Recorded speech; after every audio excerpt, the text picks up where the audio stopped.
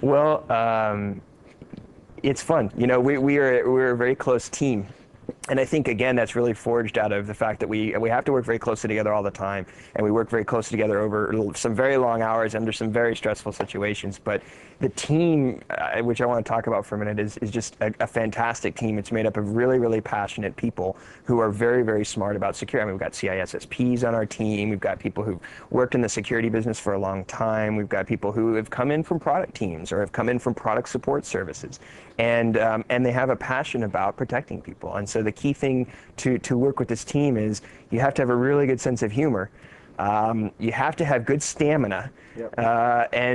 You know, I think above all, you really have to act as the customer advocate. You know, I think you really have to sit down at the table and be that person who says, no, you know, we're going to do it this way because this is the best way to protect the customer. This is what our customers expect of us as a company to get this right. And I think that passion is definitely present in the team. And so, you know, we've got things like the Situation Room, you know, where what's your role in I see you talking to the press and for the external. I'm communications, basically. So I've done, you know, I wrote the MSO 3026 bulletin. I actually did a lot of the response stuff, you know, for different bulletins that were released. And so I've done it, and I also talk about it, and I'm communications, so kind of a jack of all trades. But we've each got roles within the team of people, you know, who are looking at the secure@microsoft.com that rotates in and out. We've got people who are writing bulletins. We've got people who are working with product teams on cases. We've got people who are working to investigate cases that have already been opened. So, I mean, you know, these are things that the team does on a day-to-day operational basis, and then we pretty much all come together when there's an emergency. So, and you guys sleep overnight in the center, or are there late? So I actually went and bought a couch I bought a futon couch for my office after Blaster.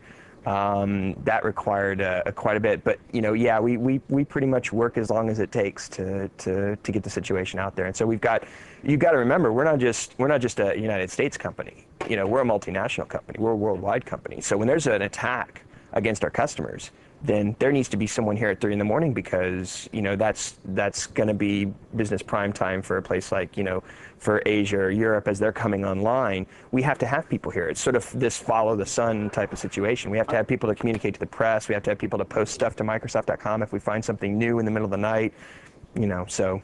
Do you have security center response centers around the world then, or is it just we work very closely with all of our product support services and subsidiary offices all throughout the world? Absolutely. So this is really the hub, but we have teams that work with us all over the world in all of our subsidiaries, and they're really more for the emergency situation and bulletin communication when we have the monthly release process. But overall, we do have a worldwide operation. Right. In fact, it's funny, you know, I spoke a little bit about our emergency response. We actually drill on that. And one time we were in the middle of a drill, of a worldwide drill, when my doom hit. You know, so we kind of took all the drill cards and put them away, and then brought out the real cards, and we were all just right there to work on it. So I mean, you know, we have a worldwide, you know, response process that we execute when these things happen. Right.